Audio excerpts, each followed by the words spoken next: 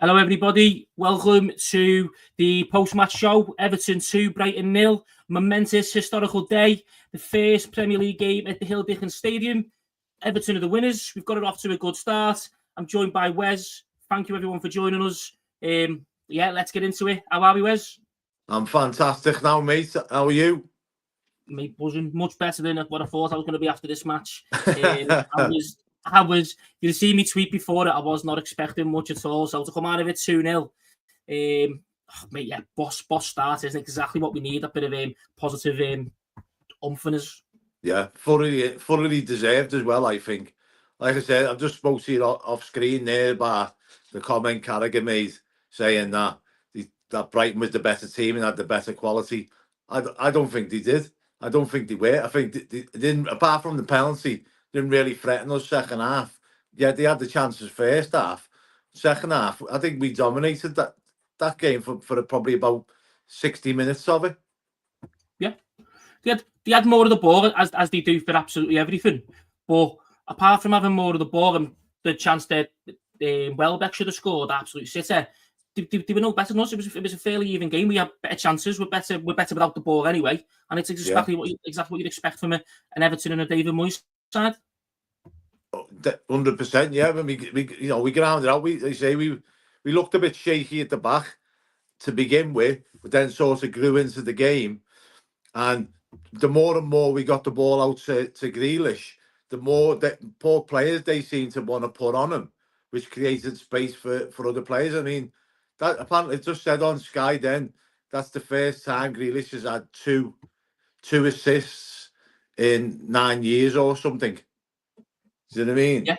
But I seen that the past 2 seasons he's only got one assist. Also, for each of the past 2 seasons, so he's got the same amount of assists today as he has done in the past 2 seasons put together. Yeah, and he's just class, and he his first touch, his little touches, passes and that, it just seems effortless to him. Yeah, it is. I think that Ndiaye is a ridiculously talented footballer technically, but Grealish was making Ndiaye look like a different level of player, and we knew that was going to happen anyway. But we've seen the difference between the rest of the team and Ndiaye, and then now you see the difference between him and Grealish. The way he was just, like you said, just catching the ball on the bounce, and his assist as well. It's not a case of, obviously the first one was a brilliant ball across to Ndiaye, but that second one is literally because he's such a good player and he's so enigmatic. I can put about 3-4 men on him. He just sounds them all in. It's an easy layoff to Garner, but because he's took 4 players out the game because they're attracted to him, he scores, and it's because he's got that aura about him. You know what I mean? Yeah, and what a fantastic strike by Garner, by the way. That was unbelievable. First time hit, he couldn't have hit that. He couldn't have even placed that any better than what it was. Yeah, and that's it. I seen it, and I was so surprised that it went in. But then when you see the angle from behind Garner, the absolute space he's done to it, that a little bit of swerve away, and the keeper's got a touch on it as well. Yeah, just too much power. Yeah, just too much power behind it. But I thought, like I said, when we was talking there off screen, I thought Tim Abunam today was just fantastic, driving forward into the midfield. And yeah, he got his obligatory yellow card, but that proves that he's got the passion. But you've got to have the control as well, haven't you, Cole? You have, yeah. I think that's the one thing that he struggled with. We've seen it last season with the Bournemouth game when he got tired and they were putting the pressure on. We've seen it with Leeds. The high intensity is maybe struggling with him a little bit, which will take time getting used to in the league. But when he's on the ball and he's driving forward, he's not a holding midfielder like Garner or Gay is. No. But actually on the ball, getting forward, he's fantastic. He's probably closer to a Dewsbury Hall, isn't he, in terms of the player that he is compared to a Gay or a Garner. So it's going to be horses for courses. But he was fantastic today, much better than he was against Leeds. So look, we've spun what was a poor start last week onto very, very positive. The news of Dibbling as well. I think it's looking a lot better after today than it was on come Monday night. Yeah, and it looks like we're going to maybe have another 2 in as well before the end of the window. But from what I'm reading, so things are looking up. But not everything's not doom and gloom, is it now, mate? I know wins sort of breeds a bit of confidence in the fans and all that. But it's the the way they win. It's the passion and he wants to get stuck in and he wants to make an impression. Now today could have easily gone sideways for them, couldn't it? You know, such a high profile game for them, but they didn't. They all stuck at it. I thought, and I've been his biggest critic, Corey. Don't get me wrong, but I thought Michael Keane was fantastic today, mate. Absolutely unreal. Every time the ball came into him, he defended really well. There was a bit of concern, obviously, with him having to play centre back instead of O'Brien, but them balls he was pinging out wide to McNeil towards the end of the game. We know he can do that, but he's still mistake prone, and he was just so calm and composed. It was like him and Tarkowski done a Freaky Friday today. Yeah, it's like, do you know what I always say? Since Michael Keane's been at Everton, he's probably had one good season since he's been there. What's that? Hello, Ian. Hello. Can you hear me all right? We can, mate. What's the mood outside the stadium? Ecstatic. I mean, the only negative I can think is people are just confused as hell about how to get out and where they're going. And that's about it. But nobody really cares because 2 goals, clean sheet, save penalty, first home game. Yeah, happy days. Don't want to leave. Oh. Go on. No, I didn't want to leave. I was stood at the end. It was the first time I think I've ever, for a long time, I've just sat there afterwards and clapped and stood and basked in it because it's just beautiful, mate. Beautiful. Good. It's right, mate. It's right. And everyone around you, I'm sure, in the stadium, because obviously the atmosphere looked fantastic from where we could see, especially at the start, at the end of the game. What was it like from where you were sat? It was incredible. It was like a wall of noise at times. I mean, sometimes I was worried that I wasn't going to be in it because I've got a front row right on the pitch. But like it was just a wall of noise, especially. And even when it died down a bit, it just the Gladys Street who carried over to the South End, or just everyone just gave it the beans and sang all the way through. There was a beautiful minute's applause for Michael Jones as well in the 26th minute. I don't know what to say. Can't fault it. It's just everything that we expected and thought that we needed to bring, so it wasn't just a library or we didn't just capitulate and roll over, and everything that we needed to do we did, and the team did everything they needed to do. Good, mate, good. That south stand looked like an absolute blue wall, didn't it? It looked absolutely amazing from on the telly. Yeah, same from your perspective as well. It's you down the other end, aren't you? No. I'm near the south end. Yeah. I'm near the south end, but I'm in the east stand. So I did get a good old view of it, and yeah, I mean there were people. It looked like I don't know. I don't want to get anyone in trouble, but it definitely looked like people were making use of the opportunity to get closer and stand and really give it some. Because I just think as long as you're safe and you look after everyone, nobody really gives a monkeys, do they? No. The Gladys Street's been like that for years, hasn't it? No one sits down in the lower Gladys. No one sits never in an the issue. So, I mean, it is heaving here. I'm at Great Howard Street, and it is just people queuing for the bus. Chaos standing at back. Yeah. But hey, what could you maybe tell? Sorry to jump in. Then could you tell me what was that penalty for? It was the ball. This is. I mean, we were talking about this before we started. It was a hand. It did it his hand in it. Whereas we thought that it was more of a penalty than the Tarkowski one on Monday, but still a ridiculously harsh penalty. His arms in a fairly natural position. There's not much he can do. It just seems now, Jan, that players are just going to hit the ball and hope for the best nowadays, and hope for it's a defender's arm. I know it is like what I was thinking that when I was watching you and Robbie the other day, and I felt like I didn't want to jump in, but sometimes it is. It's like a fairground ride, and it takes the piss out of football because sometimes you think, okay, you got a referee today who quite clearly gave some yellow cards for some cynical fouls, and then you're wondering, well, mind you, it was Chris Cavana that refereed our game against Leeds, wasn't it? Yeah. Not Stuart Atwell was today. But wasn't Cavana banned from refereeing us for about 7 years or something? No, that was what's his name, isn't it? What's his Clattenburg, face? Yeah, sorry. Clattenburg, yeah. But Stuart Atwell refereed our game against Forest, and it was all the kick-off over it because he's a Luton fan. That's the one, yeah. I knew there was a connection, and it just took a rather considered, seasoned knowledgeable head like yours, Wes, to really join the dots there. Yeah, because sometimes it's they're self-regulating, aren't they?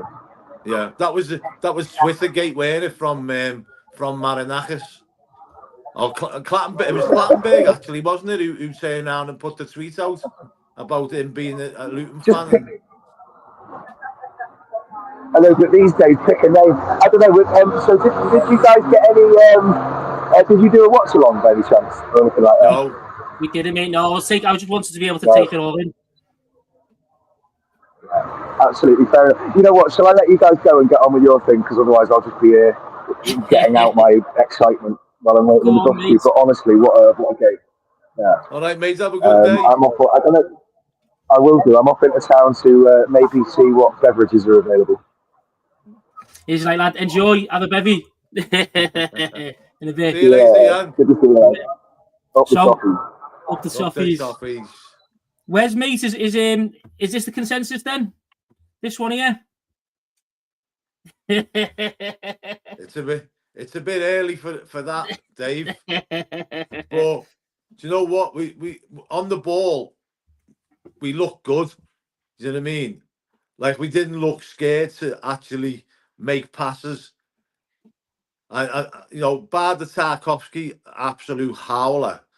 The what? I don't think there was really anything that the defenders had to worry about. You know what I mean? Like, I don't know what he was playing at there, Tarkowski. He just had a little brain fart, didn't he? Brain shot, I think, twice. Yeah. Yeah. But I guess you are right, though. Apart from that, we seem dead comfortable in possession. There wasn't times where I thought, here we go, we need to get rid, we're struggling here. And it comes from Dewsbury Hall probably having a bit more confidence, Grealish being an out ball. It just comes from that, and probably David Moyes wants to be a bit more progressive as well, because we've seen that when he come in, he wants us to attack a bit more, maybe hold on to the ball and kind of invite the pressure in and kind of break the press. And it just feels like now we've done that last season when he come in, but we've actually got a few more players in that allows us to play like that even more. Grealish, Dewsbury Hall, etc. You know what I mean? Yeah. The thing is with the likes of teams like Brighton, who are a passing team, like where Leeds is all blood and thunder, Brighton are a passing team, so they allow you time on the ball. Do you know what I mean? They're not a pressing team. They like to pass it and they like to move. Whereas Leeds are like, because it was their first home game, they were trying to set a precedence and all this, that, and they went at us. Like you say, we struggled to cope with that. But Brighton allow you to have the ball a lot more than what the likes of Leeds, like you have a bit more time on the ball. But TJ Mid's right there. We did ride our luck a bit, but at the same time, we made our own look, in their penalty box. Yeah, like we said, it was a I would say fairly even game altogether. Early on, it probably would favour them because obviously the Welbeck chance, the one where Tarkowski absolutely dropped the ball and they had that chance as well. But that's why you'd have a good goalkeeper. Obviously, Welbeck missed it; he should have scored that. But the one where Pickford saved, the O'Reilly one, when Tarkowski's gone to play it back, that brain fart. But I mean, the way Pickford dived down for that as well, that's not luck. That is, you've got the country's best goalkeeper between the sticks. On the ball. Yeah, the undisputed, in my eyes, best goalkeeper in the country. So that's why you brought his same as having a good midfielder to run the midfield. He saved us there because the way he made himself big, he's dived down. O'Reilly, no chance. So that's not luck. That is Pickford being as good as he is and us having him on our team. You know what I mean? It's reading the game, isn't it, Cole? That's what it is. He's read the fact that there's Tarkowski's dilly-dallied on the ball and there's a possibility he might try and pass it back. So he's come off his line, anticipated that Tarkowski's going to make a cockle, and smothered the shot. Yeah, that's just professionalism, being able to read the game, and that's what he's exceptional at. Because as much as other fans and probably ourselves as well know that Pickford's a bit of a head the ball. You know what I mean? He is a bit of a nutter, which we love in him when he's not going over the top. He's smart. That's the reason he's so good at penalties as well, because he does his own work, he studies, and he reads the players, like you said. So it's not something that's new ground, because we know Pickford is unreal. You know what I mean? In my eyes, he's a world-class goalkeeper, one of the best in the league, definitely the best one. As Chris Smith says, Pickford's undisputed number one, definitely. But the thing is with Pickford, though, right, is every time you'll turn around and agree with me on this, Cole, is that every time there's an England international, his place is always questions. Nobody else in that England team his place has been questioned as much as what Pickford's has. You know what I mean? And you think he's never ever let England down. You probably count on one hand, probably count on one finger the amount of actual mistakes he's made for England. But yet every time England play, his place is questioned. Yeah. And you just think, why? As like the media or whatever they got this agenda against him. I think don't understand it. I think a bit of his personality, a bit that he plays for Everton, and also a bit that obviously was it 7, 8 years ago. He struggled a little bit. You know what I mean? Obviously, the howl was against Newcastle, Liverpool, but that was 7, 8 years ago. Do you know what I mean? There's a whole new generation of footballers now. The game's completely changed since 7, 8 years ago. This was pre-COVID. That feels like a completely different lifetime. So you can't judge him on that because players completely grow. You know what I mean? There's players who you haven't even heard of now that in 7 years' time are going to be the best in the world. So, but he was very erratic. You're right, Corey. He was like 7 or 8 years ago. He was very erratic. Do you know what I mean? And now he's matured and he's composed himself. You know what I mean? And it's like, stop questioning the lad, because then doubts start creeping into players' minds. You know what I mean? Whether they're good enough or not, and he's clearly good enough, because now we've had Southgate for God knows how many years. Now Tuchel's come in and he's picking them. Apart from friendly games, it doesn't really matter. He's still picking them. So obviously you've got managers who rate him. Yeah, and there's no reason for him to be displaced. James Trafford, who I like, is the new one who's coming in. And everyone's saying, oh, he's the one to dethrone Pickford, to usurp him. But you seen what he did against Spurs yesterday. You know what I mean? Pickford's great on the ball. His distribution's fantastic. So like we've said, undisputed keeper, absolutely fantastic again today. We won't touch on it just yet, but he's probably one of the front runners for man of the match for me. Probably up there with Grealish, I think, for today. Yeah, I think based on the fact that he got 2 assists, I'd give it to Grealish. With a close second from Irabunum. But you could turn around and pick anybody out of that team today, and I thought they were all fantastic. Yeah, they were completely up for. They totally got what the occasion meant to the fans, and got stuck in and did a job on Brighton. And I think, like I say, as much positivity as me and Robbie had before the game with the scorelines and that, I think. Realistically, we were probably thinking maybe we get a draw out of this and then walk away with the points. But to put that performance in and get that result was fantastic. I can't fault any of them. Yeah, I agree. And again, the amount of chances we had compared to Brighton, I'm pretty sure we had more chances on goal or more chances from inside the box than they actually did. You know what I mean? So again, it's not a case of they've battered us and we've snuck away with a 2-0 win. We've rode our luck a bit, but we have genuinely played as well, and we've been good value for the win, in my opinion. Is that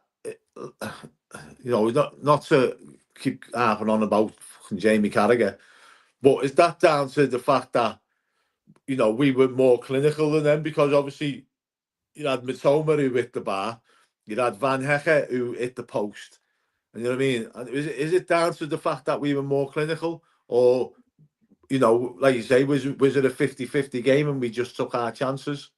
Yeah, I think it's pretty much that 50-50 game. I'd say we probably had as many, if not maybe slightly more chances than them. We took our chances as well, and they didn't. That is the main thing, definitely. Obviously, they hit the post from Van Hecke. But that was a shot from outside the box. It was fairly speculative, and it's deflected as well. Yeah, a bit of luck, you know what I mean? They had a shot on that was a penalty that shouldn't have been a penalty. Great save. So, I mean, a couple of their chances come from good fortune as well. Again, the Tarkowski brain fire with O'Reilly and Pickford saving it, the penalty, the deflection. So a lot of theirs was fairly good luck, like you've said. I think 50-50 overall, mate, but we've edged it. We've been the clinical team, and I think, again, good value for it. Yeah, I mean, and it's, it's been a long time, really, hasn't it, Cord, that we can say we've been able to turn around and say, when we've got our chances, we've taken them. We've had chances in the past with other certain forwards where fluff the lines when it's come to it. We've had like Beto had a chance today when he come on and the defender got back well and made the block, but he come on and looked like he was fired up. Didn't really do a lot after that, but he was a willing runner. You know what I mean? Yeah, I agree, mate. And he was, as soon as they would get the ball, he was making them runs. He was putting a lot more pressure on the Brighton back line than I think Tierno Barry did. But I think him being dropped for this game kind of put a rocket up his backside that wasn't there against Leeds. You know what I mean? Yeah. Interestingly, then, maybe obviously while we're on the subject of that, obviously I thought Tierno Barry had a good game today. There were times when he looked a little bit out of it, still getting used to the pace of the game, but he was quite important in both goals. Obviously, the first one, he holds the ball up and lays it off to Garni, does quite well there. Makes the standard run you'd expect him into the 6-yard box, which means that Ndiaye's free on the back post. So I thought he's done well there. It was a good part of that move. And then also for the second goal again is hold up play again to get the ball back before it goes to out wide back in and everything. So his hold up play for them 2 goals, I thought he was fantastic. Do you think it's a case of he's going to start again next week, or do you reckon he'll swap for Beto who look good, or is it just again a positive that we've got 2 strikers who, based on today's viewing, are going to be able to push each other and take each other up another level kind of thing? I think that's exactly it. So I think you've just hit the nail on the head. I think that with Moyes bringing in Barry today, after his comments, through the week or whatever, saying that he weren't ready and then throws him in, maybe that's what what it is, a little push for Beto to sort of up his game a bit and start producing, and vice versa for Beto to start, put a rocket up Tierno Barry's ass as well, so to turn around and so he's first pick every week. So it's good management from Moyes. Do you know what I mean? But there's also rumours going around that he says he wants another striker. So to me, that says that if he brings another striker, and I know it's a lot to ask, but if he brings another striker, that tells me that Chimiti might be going out on loan. I think that's what he needs. It does, because he's barely played for the past two seasons. He's not progressed at all because he's not had the chance to play. So he needs to go out somewhere he's going to be playing every single week, isn't he? Probably the Championship. And I think we need a different profile of striker, because all 3 of Beto, Barry, and Chimiti are the BBC. Similar. And they're all similar. They're all quite big lads. You know what I mean? They're not rapid. They're not small or anything like that. So I think we could probably do with someone who's either a fox in the box or is rapid and small. Maybe somebody can play out wide as well, if you know what I mean. Yeah. Well, Stevie wants to come in now. Well, Stevie joining us. Yeah, I don't think we've got a camera for him yet, but let's bring Stevie in. Once he's buffered his way into ourselves, under the signals by poor at the moment. In my opinion, Here he is. he was Are you with us, Stevie? given as a penalty. Hello, Stevie. You are live on channel Follow Everton. Please do not swear. As a penalty if your arm is. Please do not swear. Where's the glasses? Oh, we've lost him. There he was, gone. Yeah, here's a comment from Peter again. Disagrees. Chimiti has the extra bit of composure in the box that Beto and Barry lack. I can understand where you're coming from, Peter, based on some showings towards the start of last season and the end of the season before. But he's not scored for us at all, and he's not getting the games to do so. So I think he needs to go out on loan and show that he has got that composure, maybe learn the physical side of it, Peter. Look, all opinions are valid, but I get where you're coming from. But I do still think with you. he'd benefit from one of them. I don't agree with Peter on that, because I think Beto shown last season that he's got a lot of composure when he gets one-on-one with the keeper. Yeah. Most of his goals last season, when he got one-on-one with the keeper, he ends up putting in the back of the net. So, and I don't think you can say that about Chimiti, but then, like you say, it's not because he's not getting any game time to sort of show us what he's capable of. And get up to that speed as well, because we seen it with Beto. Beto took a couple of weeks before he started scoring goals, because the Premier League is, I know it's a cliche, but it is fast-paced. It's one of the hardest leagues in the world, if not the most difficult. So you need to be able to get up to that speed, go into a lower position in the English pyramid, but staying within the English pyramid would be good for him, because we can see he's got a deft touch. You know what I mean? He's got a good touch on him, got a bit of composure, like Peter said. But he's not got it to the level of the Premier League, or he's not up to the speed of the Premier League, and he'd only learn that from going to maybe a Championship team or something. Yeah, and the thing, when Beto came in last season, because Calvert-Lewin got injured, he took his chance, and he was rewarded for that chance. He grabbed it with both hands, because he's got, I think he scored 6 goals or something in 8 games or something daft. So yeah, he grabbed his chance with both hands. So he was fortunate in the fact that Calvert-Lewin got injured, because he wasn't getting any game time himself, Beto. Yeah. But when he was given his chance, he came on and he got his goals. So and like I said, when he most of the time when he got 1-on-1 with the keeper, chances are it was in the back of the net.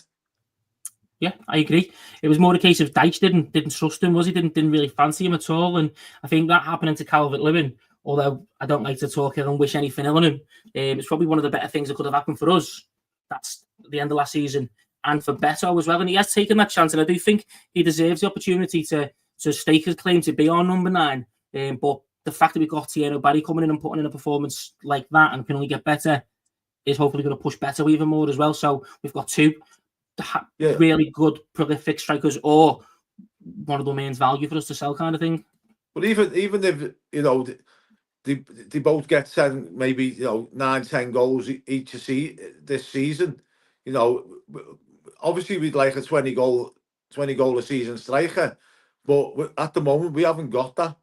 So, but if they can both chip in with goals through the season, that that's what we need, isn't it? And we get goals from Dewsbury, or goals from Ndiaye, goals from maybe Grealish.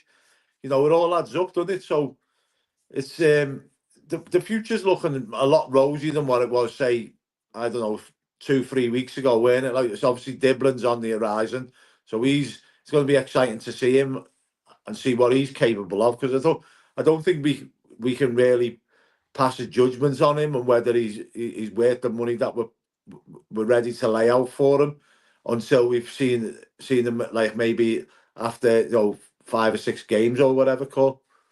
Yeah, I agree. I think he's going to be more potential than anything, Diblin, as well. Like a lot of the Southampton fans are saying that they're delighted with the money they're getting for him. So I think that means that it's quite clear that we are overpaying for him, but it's going to be all about the potential and the sell-on going forward. You know what I mean?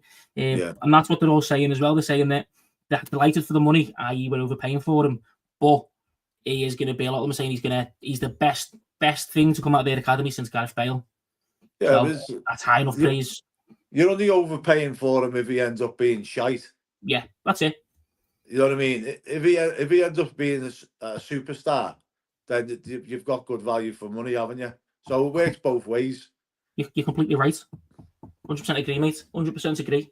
Yeah, we do, I think, still need a bit more pace, though, because he's a good player, Diblin. He's technical, but we need someone who's absolutely rapid. We're still missing that. I keep harking on about it myself, and I just think we need someone who doesn't have to be amazing with end product, but just needs to be like an Adama Traore. He's maybe not great at his assists and goals and stuff like that, but you bring him on, teams suddenly sit back and think, I've got to kind of change the way I think. I've got to step a yard back, kind of thing. And I think we do need that as well, even if it's on loan. Did you see that? Did you see that goal from that fatter with Leicester yesterday? Unreal. I prefer him over Diblin personally. I think Diblin's got the highest ceiling, but that fatter, he's got the pace, he's got the trickery, and he'll score about 3 or 4 of them goals this season. Yeah, he's a talent. You know what I mean? But you also got to think how much are Leicester looking for him. You know what I mean? It's probably in the same ballpark, isn't it, as what Southampton want for Diblin. But maybe Moyes and whoever the scouts are have seen something in Diblin where, he's more technically gifted than Fatah. I don't know. Do you know what I mean? So definitely. And do you know what, mate? I think just get both. Go and get both. Go and get them both. Okay. Let's just be greedy. Let's have it, mate. You know what I mean? Let's just get loads of forwards. Let's buy them all.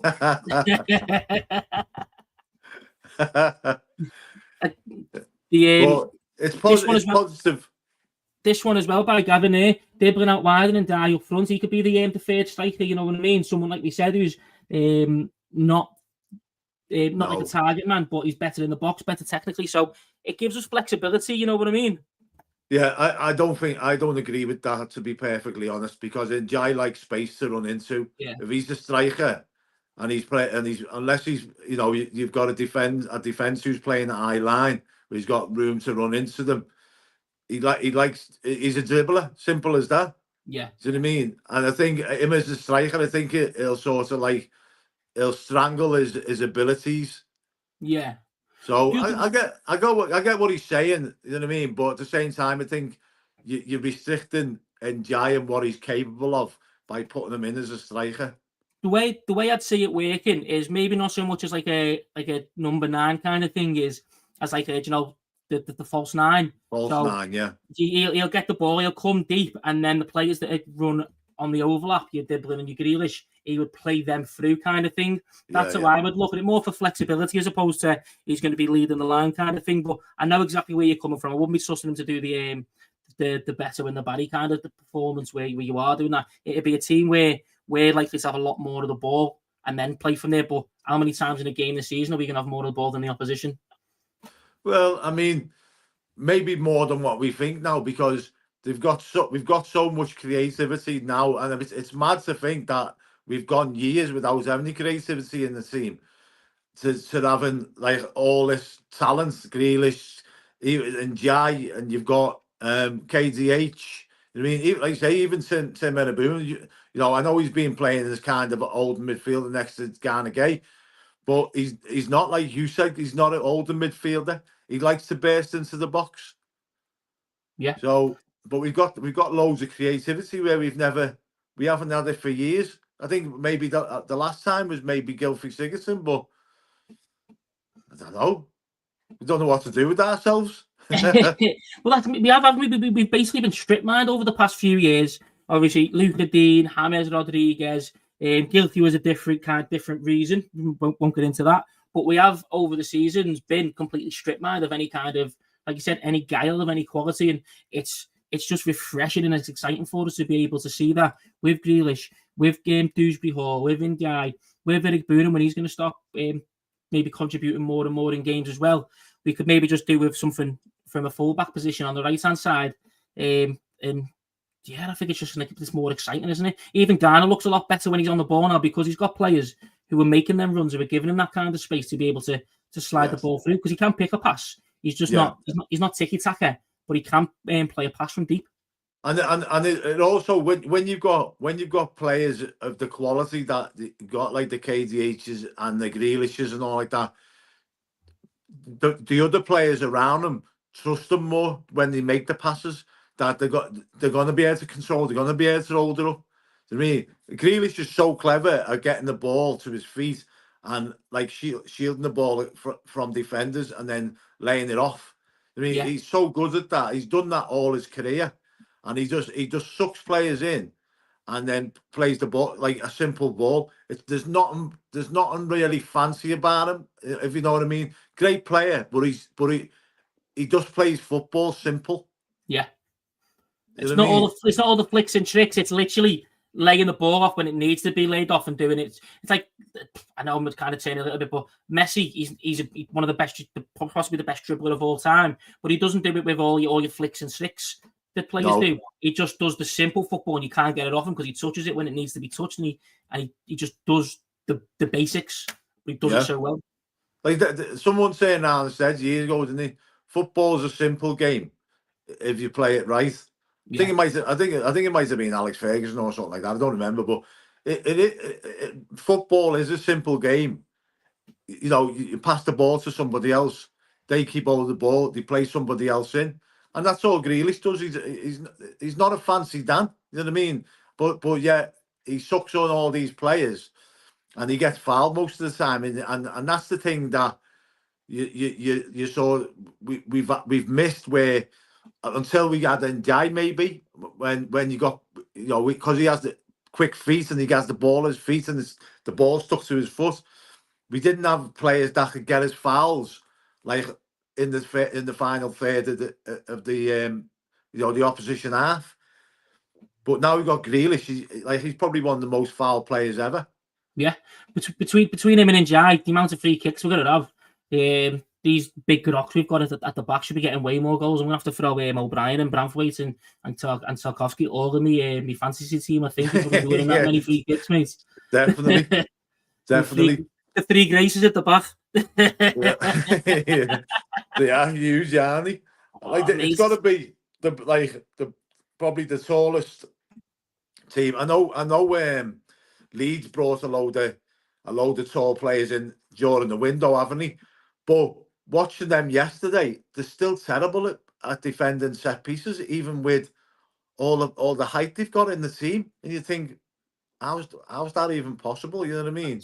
I mean, you can be massive and still be crap. And I said this for the preview for Leeds, that their defenders are the championship level defenders still. You know what I mean? The fact that we didn't even attack their defenders was lucky for them, because they'd have been exposed. It's just a case of we couldn't attack and get past the midfield at all. So once you bypass that Leeds midfield and you go for the defence, you've got every single chance of scoring against them. It's just you've got that physical, intense midfield, especially at home. So. Yeah, they got fouled out yesterday. Absolutely, yeah. It was 5-0 in the end. Yeah, absolutely found out. And you know what? Arsenal weren't even at the best either. No. Do you know what I mean? They had, obviously, Odegaard went off. I thought Arsenal played better after Odegaard went off. But, yeah, I mean, looking back on that Leeds game, we should have at least come away with a point from that. Yeah, definitely. Even with us being as poor, I said in the post-match that we weren't although we were under pressure and they were having the ball getting behind our lines, I never felt we were going to concede. It was literally the only way we were conceding was a dodgy penalty. But we'll move on from that because I don't want to fixate on that. That was a poor one. We've won this one. What I will say, just on that penalty, right? Just on that penalty, it was amazing that Chris Kavanagh spotted that penalty, right? But completely missed the one against Rodri when he was a VAR. Oh, yeah. You know what I mean? And you think, well, when it bounced up and it's his bicep, and you're like, well, you were VAR at the time and you didn't give it, but then you quite easily spotted that one, or the linesman apparently give it, who was like 30-40 yards away. But yeah. Quite quick to give it, you know what I mean? Like that, Atwell was quite quick to give that one today. Yeah, definitely. And then there was one down the other end where it hit one of their players. It looked very, very similar, and nothing was even mentioned about that. You know what I mean? Like it was just after the save. After the save, weren't it? That's it. So but that's what it's going to come to.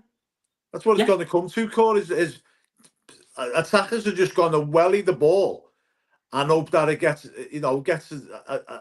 it's a defender on the arm, and then they're going to be claiming like the handball is being confused more now than what it's ever been, hasn't it? Like it's like nobody really knows where you stand with the handball.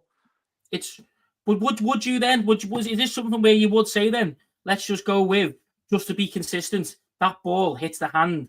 And it's because they were talking about the silhouette thing, and I thought the silhouette thing was quite a good one. If your shadow is kind of made bigger by your silhouette is made bigger by the arm, is that then it's out the way, or do you do something where it just hits the arm in any way, shape, or form? It's a penalty, like just scorched there, full, just black and white, no kind of in between.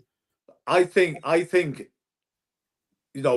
this is probably based on the fact that the ball for Tarkowski was deflected. I think if you get a deflected shot and it hits an arm, depending on how close you are, if you're like, I know, if you're 10, 15 yards away and it hits your arm in the box, that after it's being deflected, then that's fair enough. It's it can be given as a penalty. But if you're like 3 or 4 or 5 yards away and the ball gets deflected and it's the arm, and the defender's got his arm behind his back, you can't then go give him penalties. Yeah, especially that one, because that arm is way behind his back. I mean, Peter Duggan's got a point here.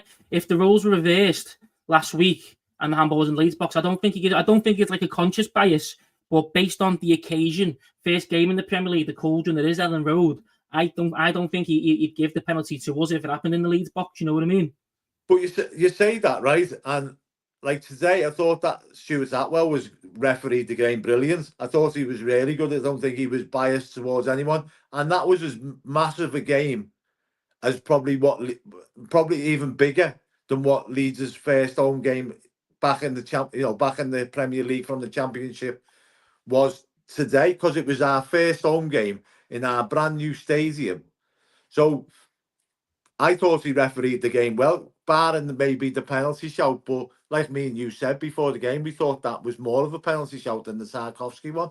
Yeah, 100%. It is baffling, mate. The absolute lack of consistency is absolutely baffling. To have two very, very contentious handball decisions going against you in the first two games is absolutely madness. We get absolutely no luck, and fingers crossed that we get something going forward. And even here, ball to hand, no pen. Ball to arm is similar, yeah.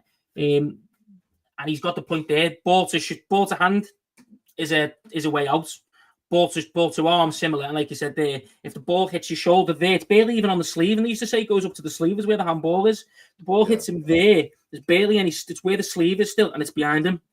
Yeah, I mean, there's no mistaking the fact that the ball hits his arm core, right? There's no mistaking that, right? Yeah. It was just that he's like,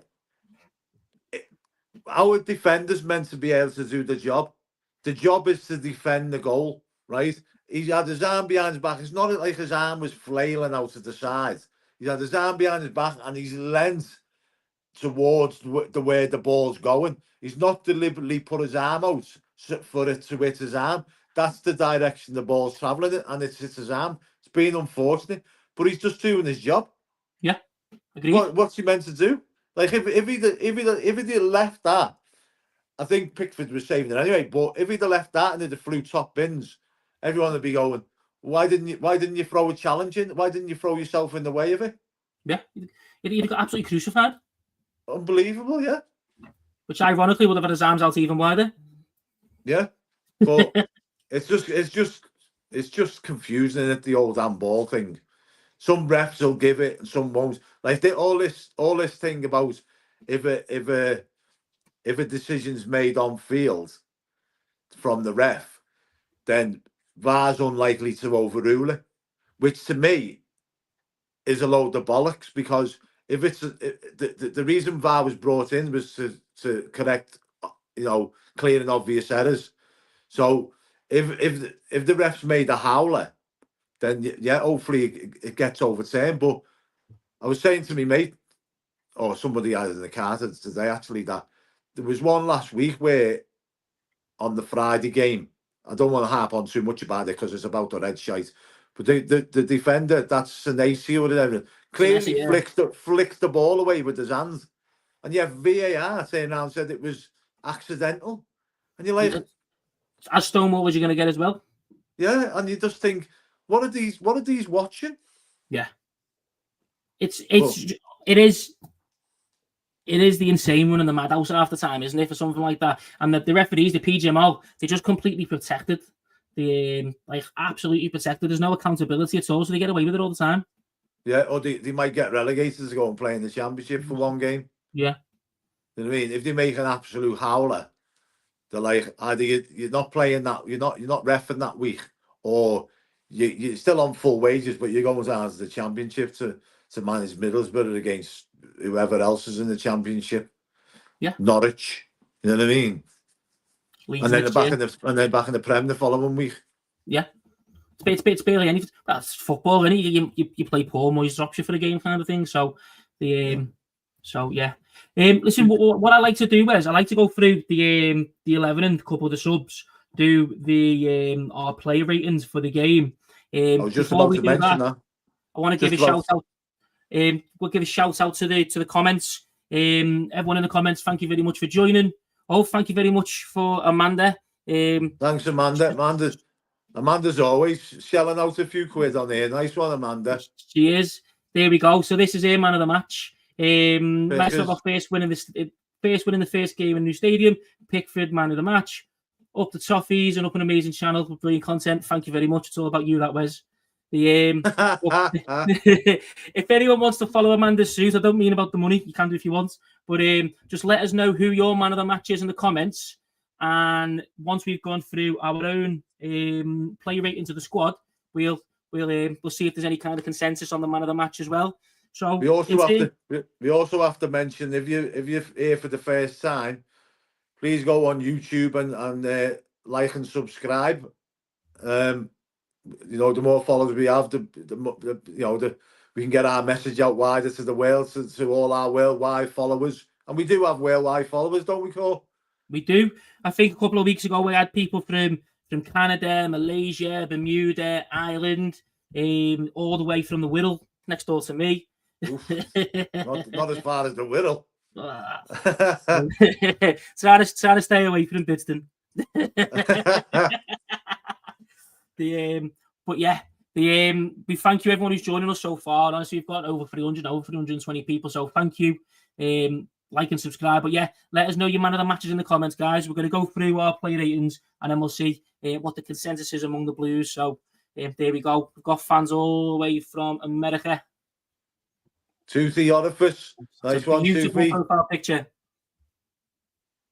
American here. Is he in America or is he America in Liverpool? Yeah. I think he's from America. He's like he's from America, if you know what I mean. Always welcome. Always welcome. So mate, go on, mate. Go on. So we'll go get the player ratings in. So we'll start with Pickford. Yeah, what do you think? I'm going to go, because I obviously stated early on, he wasn't my man of the match. But I'm going to go for an 8.5. 8.5. I completely agree, mate. Saved the penalty. Big save to deny O'Reilly to save Tarkowski. I thought he was absolutely massive. More command of his area, punching the ball away.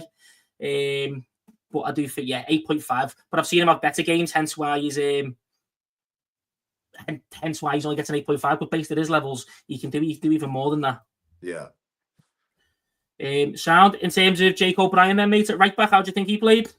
I think he struggled a bit with Mitoma to begin with, but then sort of grew into the game, and obviously. Jai was coming back and helping them out a little bit as well.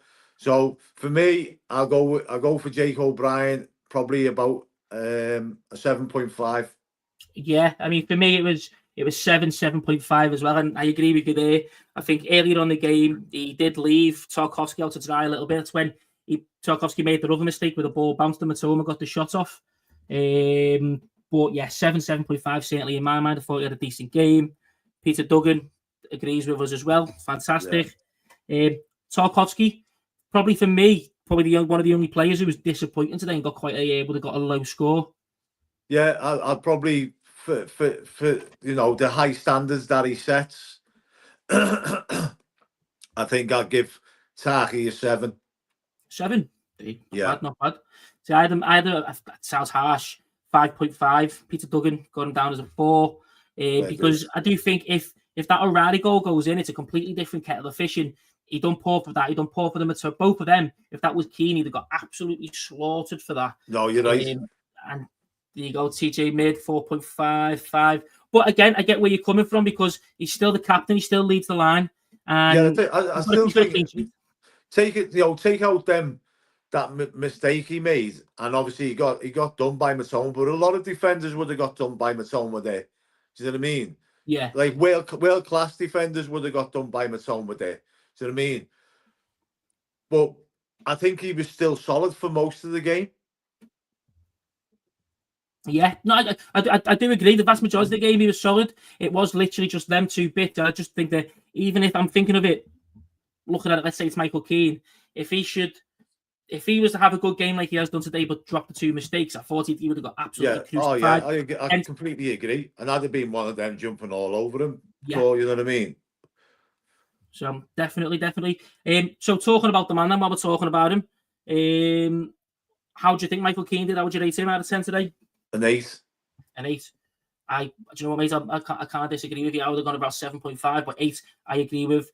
He was the better of the 2 centre backs. Again, we said them balls from them 2 diagonals. Like, unreal. do you know what? If that was somebody in other teams, like, you know, so the so-called bigger teams playing them balls, Sky would have been absolutely, you know, creaming the kecks over that. Do you know what I mean? Yeah. But it's Michael Keane, so nobody really cares apart from us. He was Michael Keane today, mate. Them balls he was playing. He was brilliant. Yeah, we've got a couple here, 8-8 all round. I like when there's a decent bit of consensus on this. James Garner, left back, goal, handled Minter quite well. Yeah. Once again, I'd say probably a 7.5 for James Garner. Obviously out of position. Sometimes he does struggle, but that's not down to him. That's not his fault. You know what I mean? But I think for most of the game, he was pretty solid and he handled that Minter very well. I think so as well. We've got a Peter Duggan thinks he's a 10. Is man of the match. Oof. It's a shout, that, Peter. But you know what? Again, it's one of them ones where I completely understand where he's coming from, and I wouldn't disregard anyone for saying that. We've got a 9, 8.5 TJ mid. I thought he was exceptional. Again, playing out of position. The fact he got the goal. Would have liked them to maybe overlap Grealish a bit more to give him the option cutting in on his left foot, on his right foot. But yeah, he's a central midfielder playing left back, so I give him that. Yeah, I'd say for me 8.59 as well. I thought he had an exceptional game. Fair dues. Moving on. United got a penalty, by the way. I've just seen that. Yeah. Mr. Toffee said the same. He just popped it in here. Dodgy pen for United. Every single pen they do get is a dodgy pen, isn't it? Yeah. You got on the telly there. You're gonna get that more and more this season by the looks of things, though. Cause that's 2 weeks on the bounce now. We've had 2 dodgy penalties given against us. What's the what was the penalty for? I've no idea. I just seen that. Oh, he's missed it. He's ballooned it over the bar. Has he? Fernandez. is right. He's literally just ballooned that into Rose's head. It's two. That's 2 missed pens already today. Is right, buzzing. Yeah. So in regards to moving on, the mates, Idrissa Gana Gueye, what do you think about him?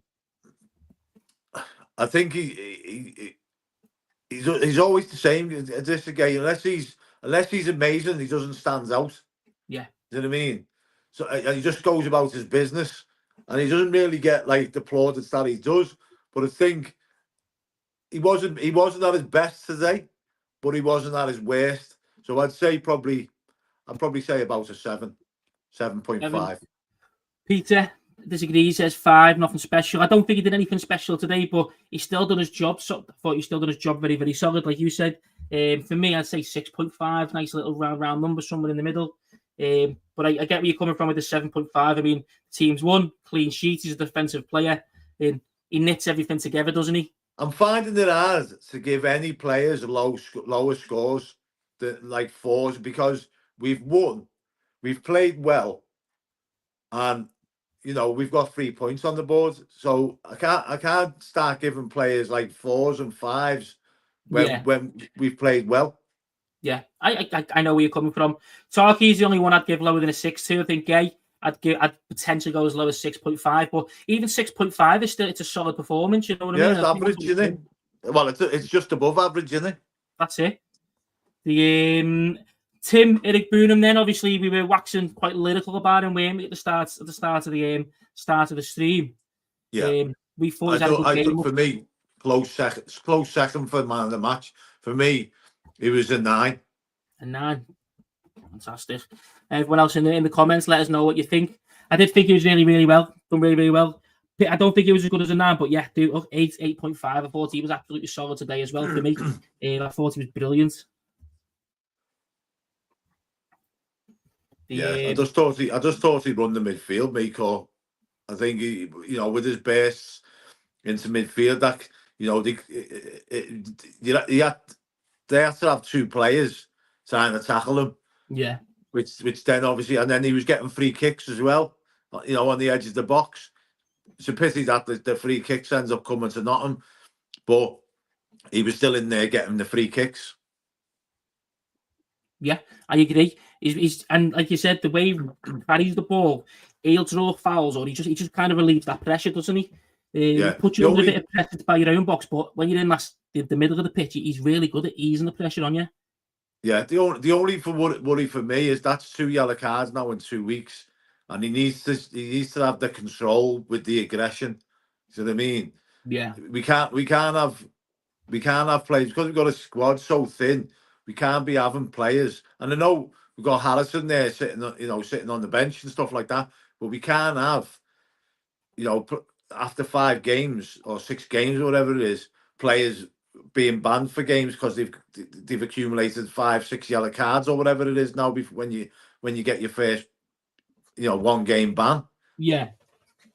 No, yeah, you are right, mate, and especially when we've got such a small squad as we have anyway. You know what I mean? If he look, we've got Harrison Armstrong who can come on and replace him if that is the case, but then we've got absolutely no central midfielders to come off the bench. Then you know what I mean in the next game. So and having them players to make change in the game is important. So you're completely right. He does need to up his discipline kind of thing. You can say maybe he's maybe a little bit over exuberant because he's trying too hard, like Beto would do at the start, throwing himself about, causing fouls. So maybe again another game or so if he's playing, or if he calms down, he relaxes a little bit. Maybe it'll come with that. He'll get less fouls. As well. You've also got to remember as well, he's only a young lad. This is if he's going to be a regular starter under Moyes, this is going to be his first, regular season where he's going to be playing in the Premier League. So he's going to be keen, and he's going to want to show willing, but he's got to have that aggression under control, and he's been putting in some great tackles, just slightly off time, aren't they? Yeah. Definitely. And it'll come with, because he's someone who is a bit more attack-minded, it'll come with more experience, especially with David Moyes coaching him, how to defend better and how to throw in better time tackles and things like that. Yeah. Okay. Kevin De Bruyne, sorry, Keenan Dewsbury. Kevin De Bruyne. Kevin De Bruyne, KDH. Kevin De Bruyne, mate, KDH. Kevin De Bruyne. Kevin De Bruyne, mate, our man in the middle. I think for me, like, he was good today. He was better than last week. Like, I thought he had an absolute stinker last week, but then so they all did. But for me, I think probably a 7. I think there's more to come from him. Definitely, and I think he shows that we can see that if he does play the number 10 role, he can have a bit about him to create stuff. But if he's playing the number 8 role a bit further deeper, and probably even number 6, that's the kind of level that you'd expect from him, like consistent.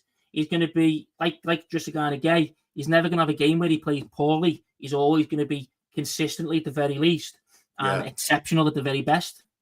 And he also played the pass to Grealish for the first goal as well. You seen that pass that was on. You know what I mean? And they look like they've got a good combination, gonna like be fruitful for the season. KDH and Grealish, you know what I mean?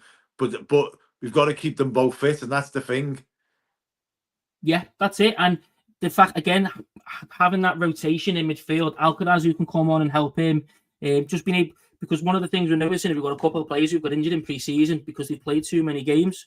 So having players that can rotate and can support each other, it's going to take that edge off, and hopefully we can protect the legs a little bit more. Whereas under Dyche, we were just running players into the ground, weren't we? Yeah, and the scary thing about it is, Cole, right, is that Grealish has had no pre-season, and yet he's played as good as that today. Yeah. So imagine what he's going to be like at full tilt. He's going to be scary. He is going to be scary for us this season, mate. If we can keep him fit, keep him on the pitch, and get him up to speed. Because they say it's not a fully fit Jack Grealish that we played today. Even though he played what 80 odd minutes. You know what I mean? He's still not a fully fit Jack Grealish, and it's going to be scary when he is fully fit. Absolutely mustard, because if that's how he's playing now in second gear, imagine what he is when he gets up to 4th, 5th, 6th gear. You know what I mean? How he's going to be running the show. And I think he enjoys the fact that he can come inside. You know, he doesn't have to be on the touchline, touch tight on that touchline like the way like the way he was under Pep. You know what I mean? He Yeah. likes to have a bit of a freer role. I personally didn't see him out on the left. I seen him playing as maybe behind a striker or as a number 10. You know what I mean? But obviously That's what I see. KDH. Yeah, I agree with you. I do see him maybe more long term playing central with Ndiaye on the left, maybe if once the comes in. I see that as well. But again, it's options. It's being able to be flexible and bring Ndiaye over to the right, Grealish to the left, Dewsbury Hall forward or deep. So again, it's being able to swap players around as substitutes or in game, which you can just change the shape and change players around and just mix things up, which we've never had. We've had no plan B. No, exactly, and like if you know, under previous managers, maybe not so much Ancelotti, but under previous managers, recent ones, it's been like if Plan A is not working, let's just keep sticking with Plan A. Yeah, and hope for the best. Whereas now we've got a Plan A, a Plan F, Plan C. Yeah, so like you said, if we do start switching like Ndiaye on the left and putting Grealish in the middle, that's not working. We could then turn around and put Ndiaye on the right, put Grealish on the left. So you know, we'll always have that ability now to keep managers thinking of what we're going to do, rather than just being predictable. Exactly, and that's it. That's where again we see with the likes of Bournemouth, they changed a lot of players because they've got the ability to do so. They changed the system, and then they come back to beat us from 2-0 down to 3-2. And there's a lot of teams that did that where we'd be on top, and we may be playing better than them, but they've then made changes in the second half time, and they've been able to turn the tide. We've never had that opportunity to do in the past couple of years. Now we have, whether it's in game or whether it's substitutions and stuff like that. So it is. These are all the big, what is it, marginal gains as they call it. These are all the extra little bits other than just having a good squad and tactics that in the modern game are important, but it's still simple things. Yeah, you've got to be able to adapt. Like it's like a boxer, isn't it? A boxer's got to be able to adapt to his opponent in fight at times. Like Joe Calzaghe used to be one of the best at doing it. You know, he was probably not the most technically gifted boxer, but he knew how to fight. If he was getting beat, he knew how to change his tactics in the ring like that. And that's what we need to do on a football field. If things aren't working out, like you say, if Grealish is playing on the left and then all of a sudden Moyes goes right, you play in behind the striker, we'll switch Illy to left, we'll put Tyler Diblin on the right, and we'll go from there. And managers will be like, we have to react to that. By the time they've reacted to it, we could be already in front. You know what I mean? Yeah. That's it. That's exactly what we need to do. Them marginal games to be able to do that, especially teams that, because we like having less possession. If we come across a Burnley who want us, or a Forest who want us to have possession and we're struggling, then we need to be able to change things around, because like you said, plan A is never going to work. So mixing it up and having that it's massively important, and it's one of the reasons that I'm way more confident now than I have been previously. Well, you are going to have times where we are going to have a lot of possession of the ball, and teams are just going to sit behind the ball, like you said, the likes of the Burnleys and the Forests and stuff like that, and possibly when we come to play Sunderland or Leeds, maybe not so much Sunderland, because Sunderland look like they just want to attack teams, but certainly when we come to play Leeds again, because when they come to Bramley Moor, they're not going to be the team that we met last week at Ellen Road. You know what I mean? Definitely. So we've got to be able to switch things around and have them thinking twice about what we're going to do, rather than them going, well, this is how Everton play. So managers are not going to go in one week, under Dice should be like, this is how Everton play. They don't change. Do you know what I mean? So if they're trying to second guess what Moyes is going to do every week, that's only a good thing, isn't it, Cole? 100%, mate. Again, that it's having the option, but having that little bit of doubt in the opponents as well gives you that, again, the marginal gain. If they're doubtful about what you're going to do instead of knowing exactly what you're going to do, that extra 1%, 2% bit of doubt that creeps in gives you the bonus to that extra bit of space. It's all cyclical. If one thing benefits, everything stacks on top of it, and we've just been so devoid of all this, anything dynamic, and we're getting more and more of it. The team's being built in, I reckon, come next Monday, when I'm in Mexico looking at the end of the transfer window and what we've done, I think we're all going to be absolutely delighted. I don't just mean because I've got a margarita in my hand, you know what I mean? Too much soul for me, mate. Not enough. I mean, it is delighting a little bit, but you can see how pale I am. Bloody hell. Well, the thing is, it's like, even bearing in mind, right? Whoever we get now between now and the third, was it the third of September or the 1st of September? It's the first of September. So yeah. it's the 11 a.m. isn't it? Something like in that. The morning, in the morning it shuts, doesn't it? So whoever we get in between now and then, you've got to remember, is even whoever we get, right? Our squad is not fully complete. We're still paper thin. Yeah. Do you know what I mean? So you've got to sort of like, I think, you know, after today, we're kind of like maybe getting a bit carried away with things and stuff like that, because you always get a bit carried away after a win. But in the grand scheme of things, we're only really gonna be fighting for the top of echelons of the league once Moyes is at that second window and running into this, you know, the final year of his contract. And hopefully, if he doesn't get his contract renewed, he leaves the team in a better position and in a better state than what he come into. Yeah, 100%. And you can, he took the fall of Everton since he left, because he left us in such a good position. We were at that last season where we just needed money and something a bit more attacking to break through to break the top four, because we were always the best of the rest, you know what I mean? Yeah.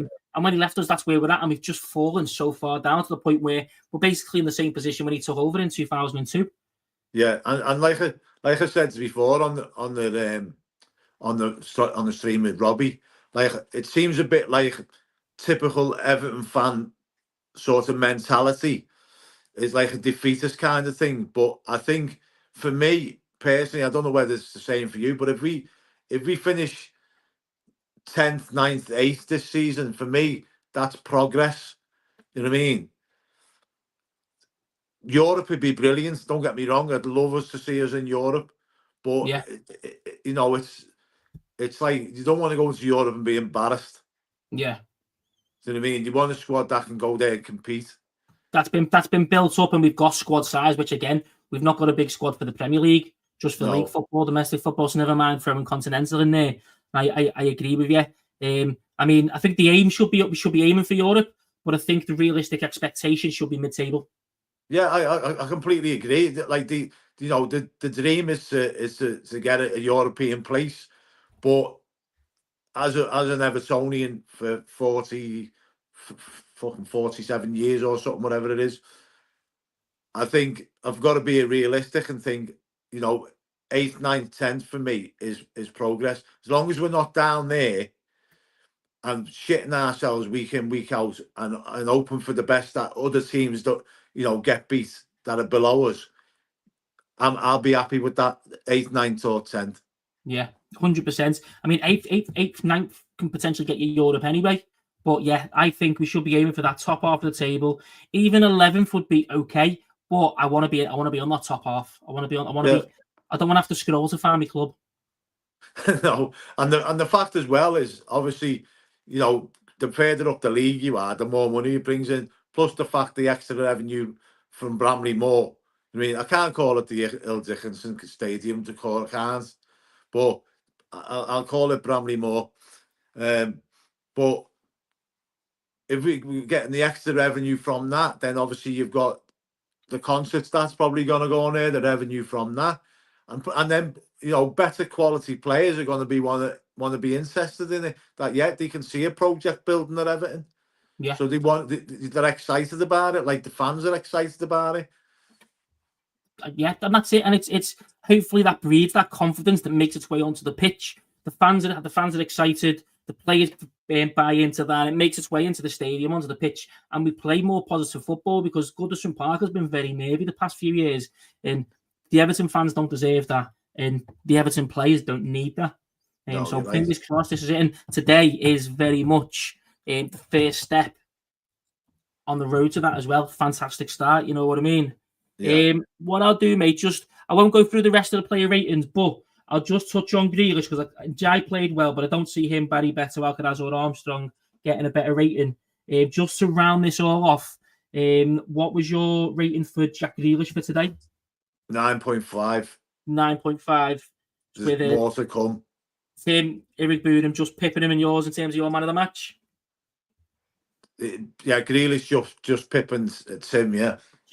Like I say, I think it's not a fully fit Jack Grealish. I think that there's a lot more to come from him. And we'll probably see, like we talked about, we'll probably see him in different position over the seasons. And I'm hoping that he's going to love it at Everton. I hope he's going to have an injury-free season, and he's going to love playing at Everton in front of them passionate fans, and he's going to want to stay there. Do you know what I mean? Yeah. But if not, we'll enjoy him while we've got him in it. 100%, mate.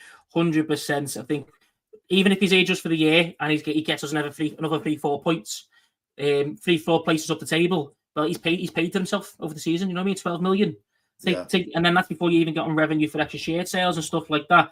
And then if we sign him, I know he's going to be 30 years old, but let's say we do sign him for 40, 30 odd million, whatever it is. Well, again, if he just plays like that the next 2 seasons, he's not based his game around being physical. So even if he's 30, 31 years old, he was strolling around the park today. Put a shift in, yeah. But most of his game was him just slowing the game down, dragging people in. He's not Anthony Gordon who relies solely on pace. You know what I mean? Yeah. He's just technically exceptional. And the thing is, in the past, certainly in the past 3 or 4 seasons, we've been as fans, we've been get the ball forward. But now we're get the ball to Grealish so he can suck players in, slow the play down, and bring players in. You know what I mean? And we're for me, it's it doesn't compute in the head. You're 1 minute we're get the ball forward, get it forward. We need to go forward, drive forward, and then the next minute we're going get the ball to Grealish, so we can suck defenders in, create space, and pass it off. And you're how your sort of opinion changes. You know what I mean? Yeah. I used to love Ross Barkley, but I think he was a player where he used to slow a lot of our play down. Yeah. He put his foot on the ball because he was very technically gifted. He put his foot on the ball and he'd see a pass, whereas everyone was get the ball forward. You know what I mean? But sometimes it's not all blood and thunder. You know what I mean? It's again, horses for courses. It's whatever the scenario provides. There'll be time when we do need that pace to be able to counter and break teams down like that and sting them in the transition.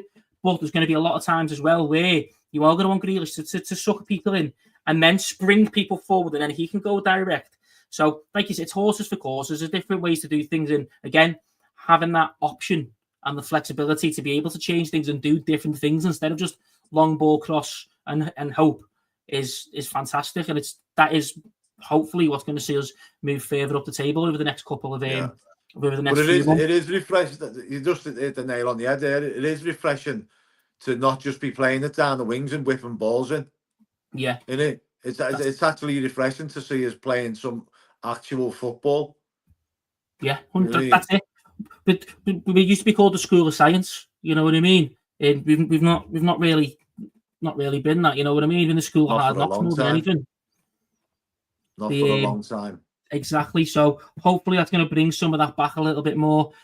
Just tallying up everything from the comments there. So my own personal preference for Grealish's rating, your rating, the by far and large our most voted man of the match player from the comments and ourselves is Jack Grealish. His award will be sent to him in the post. But I can see why people have picked Pickford as well because of his save from the Tarkowski cockle and the penalty save. I can see why, and he was solid again. But for me, just for the sheer silkiness of Jack Grealish and his effortlessness on the ball, for me, he's got to be man of the match. Like I say, for me, he was a close second for Tim Boonham because I just thought he was tremendous today. Definitely. I know, I completely agree. Mark Spark said exactly the same there. 2 defenders were on Grealish all the time. And he mentioned that in the on the game, didn't he? He's saying, when he gets on the ball, like teams just panic. Don't get me wrong, you'll get teams, the teams that are, further up the league who have better defenders that won't do that. Do you know what I mean? Yeah. Because they'll know how to defend against it, and they'll know that he just wants to lay the ball off to bring players in.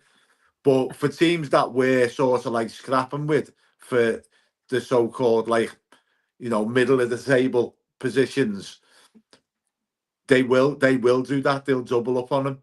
Yeah. Sometimes treble up on him. And the fact that, like we said, he's had a man of the match performances. He's created 2 goals. He's basically had 2 defenders on him at all time, if not 3, and he still moonwalked his way through that match.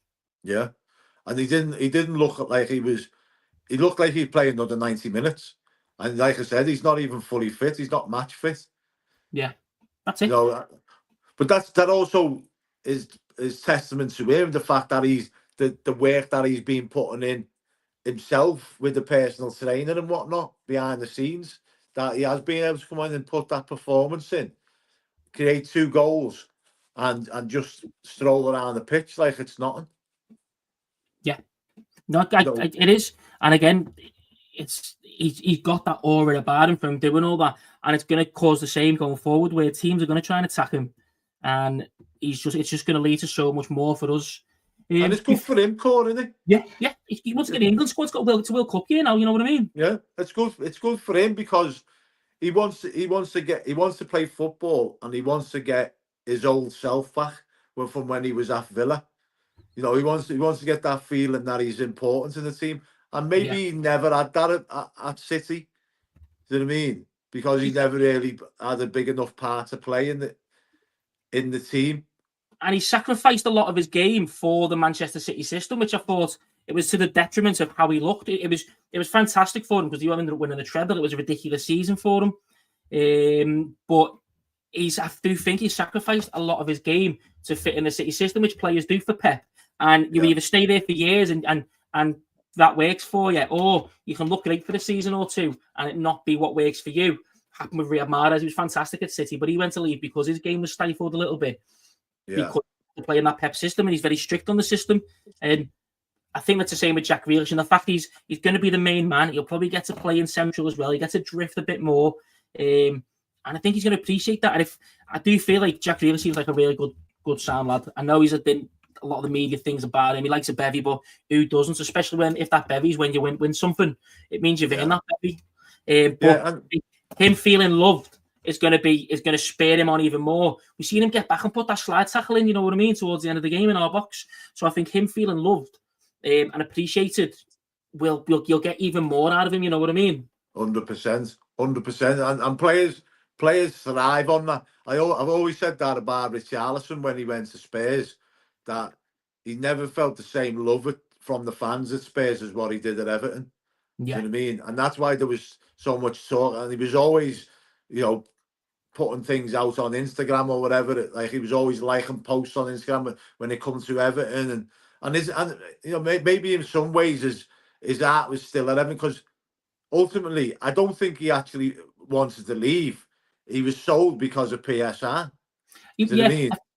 He wanted Champions League football as well, didn't he? I think if we could have given Champions League football or even Europa League football, he'd have stayed. He wanted to stay with Everton, but again, you have your own ambitions. I left the place I worked at this year, and I loved absolutely everyone, you know what I mean? But you leave for your ambitions and stuff.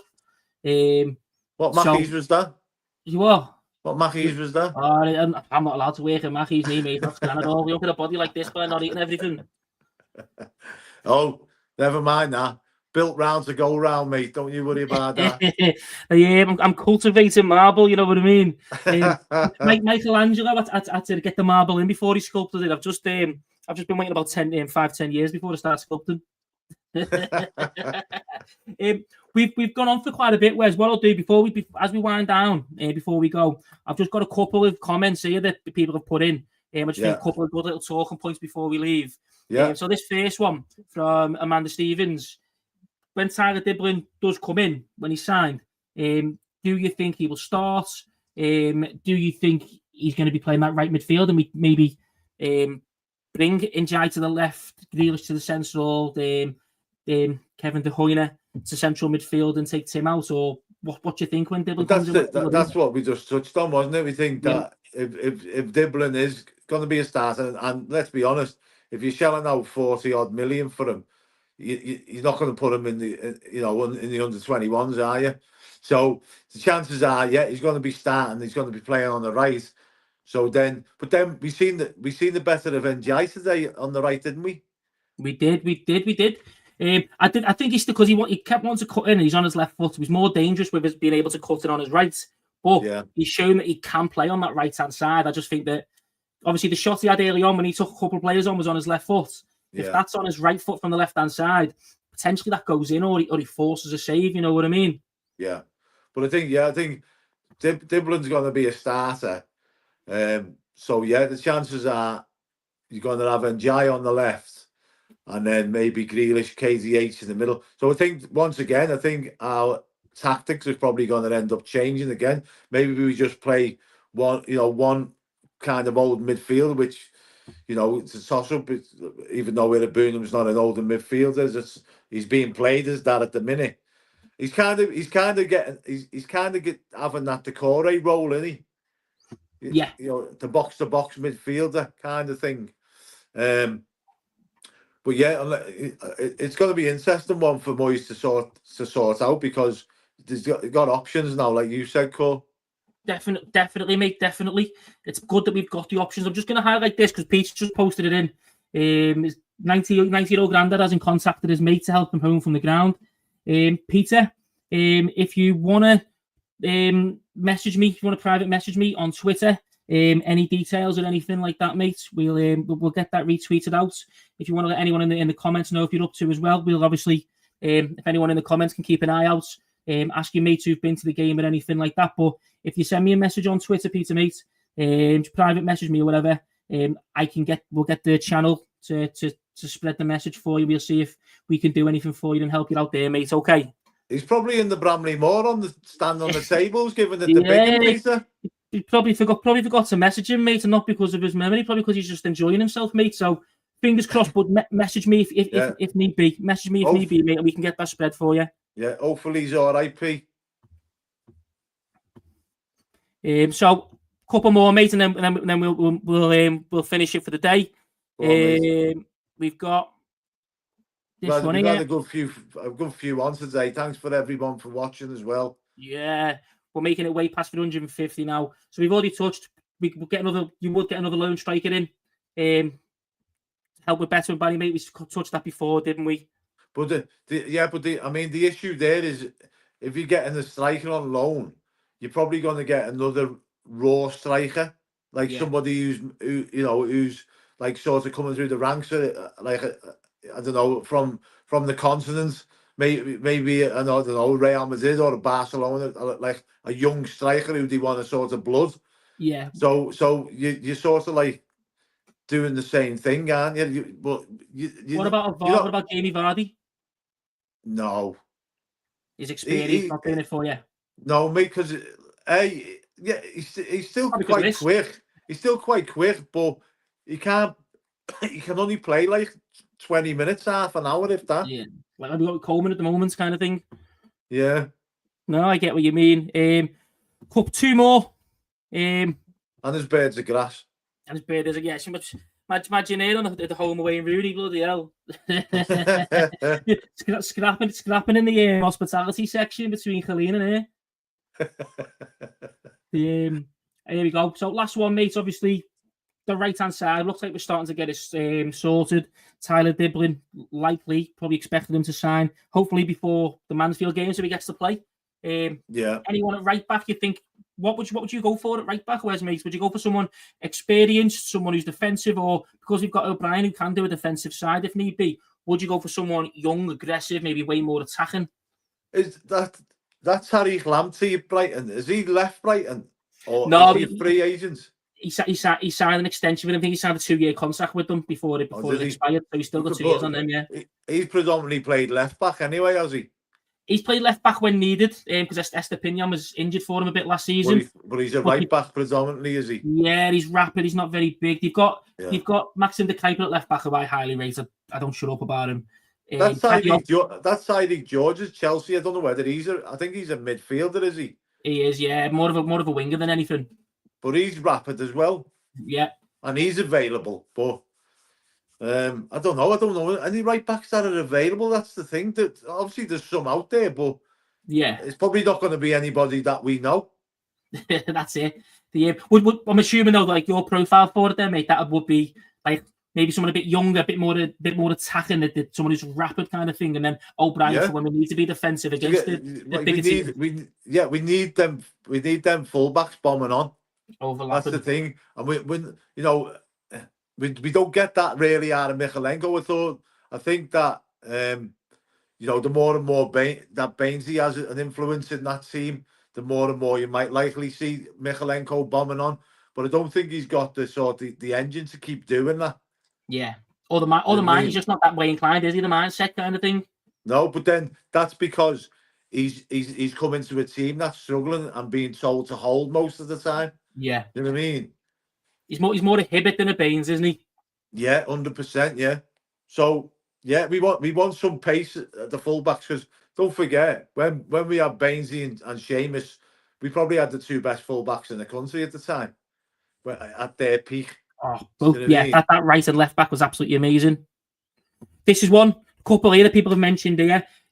Johan Fort from Barcelona. I know I seen this. I posted this the other day actually. They're looking to loan him out. Wouldn't say he's absolutely rapid, but he could definitely be someone to get it right back without having to spend money. Roy Nixon, he's mentioned this a few times. Van Uzic at Coventry, he is absolutely rapid. Going forward than defending. But to be honest, his stats last season were quite good for the right back. He was fantastic. We all know that Moyes is great at picking out little gems from lower leagues, don't we? We all know that he's brilliant at that. So you never know. It might be somebody from the Championship that we end up getting. And let's be honest, the money that these Championship teams now are looking for players, they're probably not going to come cheap, are they? No, that Van Evsich will probably cost like 20 to 30 million. With the premium at the end of the window and things like that. So it could be cheaper. Peter's just had an update there. Is the granddad's got on? Is that right, Peter? Your granddad got on the 56 bus. So fingers crossed. There we go. Yeah, 'cause he was responding to Kev. So we know where he is. Fantastic. It's good to know. Good to hear for you, Peter, mate. And hopefully he's enjoyed the game. And then last one, mate, before we go. This is what I'm up to now. Get the ale in, Corey. You know it. me and Lauren off the pub. We're going to celebrate the 3 points with a couple of pints at the pub. So you going out for a bevy? Going out for a couple, lads. Bank holiday Monday, isn't it? So I'm sure I can have 4 or 5 going and fall asleep on the missus. I'll be picking up all the piss heads in the morning. That'll be me, that. Just me and the dog. Just me and the dog. Mate, that's all you need, mate. Couple of cans in the dog lie, you'll be sound. Watch United miss a couple more penalties and get spanked, eh? Hopefully. Before we call it a day, I want to say thank you to everyone who's joined us. Everyone who hasn't yet, please like, subscribe, especially on YouTube, especially if it's your first time. We appreciate it. We appreciate everyone who supports us. Amanda Stevens, thank you very much. Thank you to you, Wes. I really enjoyed it. It's been our first one together. Hopefully it's not our last. No, there'll be a few more. And fingers crossed they're all some positive wins again, eh? Yeah. Any final words, Wes, before we go? No, it's been a fantastic day. And everybody enjoyed the bank holiday. I'll be out working and probably might be picking some of your piss heads up in the morning. I'll be out at 4 o'clock in the morning. So hopefully you might see us around. If you spot me, give me a slap on the head and say, I've seen you on Follow Everton. And we'll see you all the next time. Me and Robbie. Who have we got next, Cole? We've got Mansfield midweek. I don't know what the plans are for that at the moment. Me and Robbie do a pre-match for that. Was that Tuesday or Wednesday? Wednesday evening. I was go on for a pint with Robbie on Tuesday. Yeah. You're welcome to join us if you want, mate. Do you know what, mate? If I get paid beforehand, I'll think about it. I'm over the water, aren't I? So I'll see if I can get a train back or something like that. I'll get your armbands on. You know what, mate? I'm directly opposite the new stadium, mate. So I'm going to buy myself a little rowing boat for when I go. Spot on. Listen, thank you very much, Wes. Appreciate it. Thank you, everyone. Enjoy your weekend, your bank holiday. I know I am. Up the taxi cab toffees. Up the toffees. Yes. See you later.